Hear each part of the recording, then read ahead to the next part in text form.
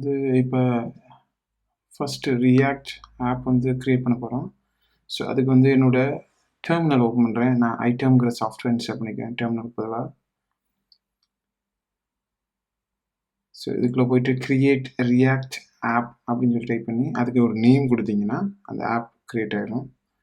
So இதில் by டிஃபால்ட்டாக என்னென்ன இருக்குன்னு பார்த்தீங்கன்னா, ஒரு டெவலப்மெண்ட் சர்வர் இருக்கும், ஒரு ஆப்பை ரன் பண்ணி நம்ம ப்ரௌசரில் காமிக்கிறதுக்காக. அதுக்கப்புறம் பார்த்தீங்கன்னா வெப் பேக் இருக்கும். இந்த வெப் பேக் தான் வந்து பார்த்தீங்கன்னா நம்மளோட என்பிஎம் பேக்கேஜ் டீட்டெயில்ஸ் எல்லாத்தையும் இதில் இருக்கும். ஸோ பை டிஃபால்ட்டாக வந்து பார்த்தீங்கன்னா, ஸோ டிஃபால்ட்டாக ஆப் ரன் பண்ணுறதுக்கு என்னெல்லாம் தேவையோ அது எல்லாமே வந்து உள்ளே இருக்கும். ஸோ அதுக்கப்புறம் வந்து பார்த்தீங்கன்னா பேபிள்னு சொல்லி ஒன்று இருக்கும். இந்த பேபிள் தான் வந்து பார்த்தீங்கன்னா ரியாக்டுக்குடைய பேஸ் மாதிரி இதான் வந்து கன்வெர்ட் பண்ணி கொடுக்குறது. ஸோ இந்த ஜேஎஸ்எக்ஸுக்கு அந்த பேபிள்ங்கிறது ரொம்ப இம்பார்ட்டன்ட்.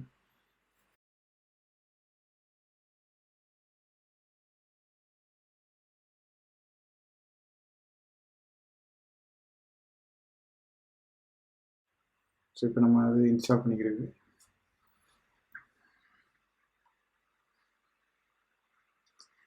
இப்போ நீங்கள் வந்து ஏதாவது அந்த பேக்கேஜஸ் மாற்றணும் அப்படின்னு நினச்சிங்கன்னா வெப் பேக்கில் வந்து நீங்கள் என்ன பண்ணணும்னா என்பிஎம் ரன் எஜெக்ட்னு சொல்லி கொடுத்துட்டு நீங்கள் போய் உள்ளே என்ன கஸ்டமைசேஷன் என்ன பண்ணலாம். ஸோ இப்போதைக்கு நம்ம வந்து டிஃபால்ட்டாக என்ன இருக்கோ அது என்னன்னு சொல்லி பார்க்க போகிறோம். அப்புறம் அது உள்ள ஃபைல்ஸ்லாம் ஒவ்வொன்று என்னென்ன ஆப்பில் உள்ள ஒவ்வொரு ஃபைலில் என்னன்னு சொல்லி பார்க்க போகிறோம்.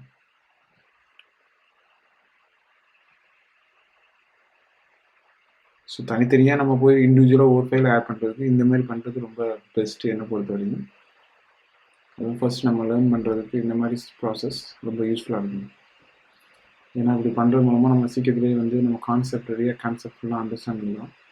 ஸோ அதுக்கப்புறம் நல்லா ப்ரோ லெவலுக்கு வந்ததுக்கப்புறம் நம்ம வேணுங்கிறத பண்ணிக்கலாம். ஸோ இப்போ வந்து நான் என்ன பண்ண போகிறேன்னா என்பிஎம் ரன் ஸ்டார்ட்னு சொல்லி ரன் பண்ணணும். அதுக்கு முன்னாடி வந்துட்டு நான் அந்த ஆப்புக்குள்ளே போகணும். அப்போ என்ன பண்ணணும் சிடி ரியாக்ட் வேர்ல்டு அப்படின்னு சொல்லி நான் பண்ணிட்டு என்டர் பண்ணிட்டு அதுக்கப்புறம் வந்துட்டு என்பிஎம் ஸ்டார்ட் அப்படின்னு சொல்லி கொடுக்கணும். ஸோ இப்போ ஆப்பை வந்து ஓப்பன் ஆகிடுச்சு. அது என்ன ஆகுனா ஆட்டோமேட்டிக்காக அந்த ஐபி வச்சு ப்ரௌசர் ஓப்பன் பண்ணி அந்த உங்களுக்கு லோக்கல் கோர்ஸ் 3000 தான் டிஃபால்ட் இருக்குது. இப்போ டிஃபால்ட் வந்து பார்த்திங்கன்னா இந்த ஆப்பில் வந்து ஜஸ்ட் இந்த லோகோ சுற்றுற மாதிரி வச்சுருப்பாங்க. இதுக்கப்புறம் நம்ம வந்து என்ன பண்ண போகிறோம்னா ஒரு எடிட்டர் ஓப்பன் பண்ண போகிறோம். எடிட்டர் ஆல்ரெடி நான் சொன்னேன் விசுவல் ஸ்டுடியோ கோடு வந்து நம்ம அதில் யூஸ் பண்ண போகிறோம். ஸோ விசுவல் ஸ்டுடியோ கோடு ஓப்பன் பண்ணுறேன். ஓப்பன் பண்ணிட்டு அதில் போய்ட்டு ஓப்பன் ஃபோல்டர்னு சொல்லி கொடுத்து என்னுடைய ஆப்பை ஓப்பன் பண்ணுறேன். ஸோ என்னோடய ஆப் நேம் வந்து பார்த்திங்கன்னா ரியாக்ட் வேர்ல்டு.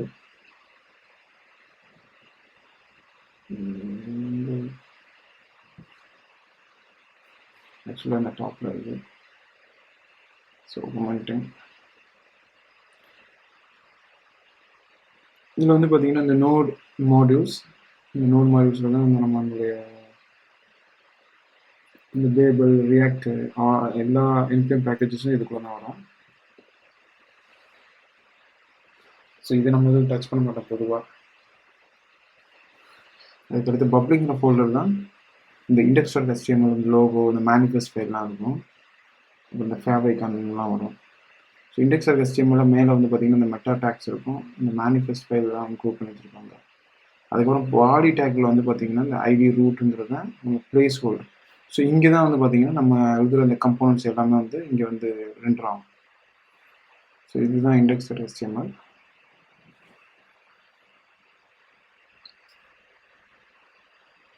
அடுத்து இந்த மேனிஃபெஸ்ட் ஃபைலில் பார்த்தீங்கன்னா அந்த லோகோ அதோட இன்ஃபர்மேஷன் இருக்கும்.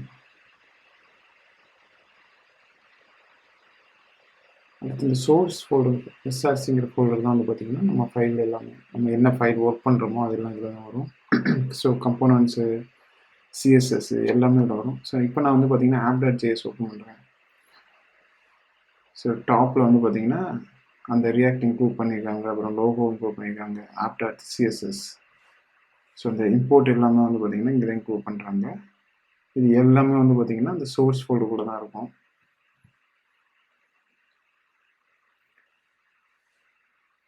ஸோ நீங்கள் வந்து React.js ரன் பண்ணும்போது ஃபஸ்ட்டு index.js போகும், அதுக்கப்புறம் app.js வரும். ஸோ இதுதான் வந்து பார்த்திங்கன்னா இந்த கண்டென்ட் நீங்கள் ப்ரௌசரில் பார்க்குறது.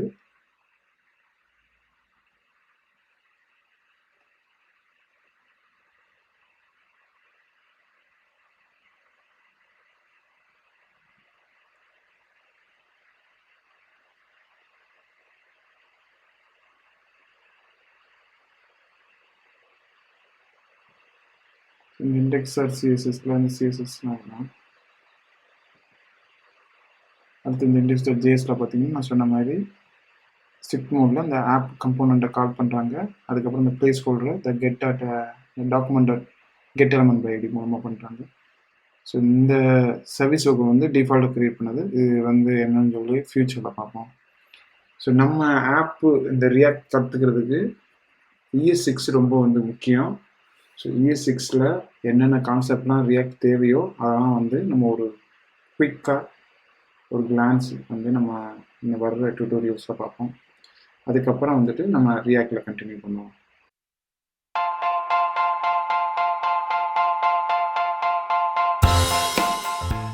நம்ம சேனலை சப்ஸ்கிரைப் பண்ணுங்கள், மறந்துடாமல் பெல் பட்டனை கிளிக் பண்ணுங்கள். தேங்க்யூ.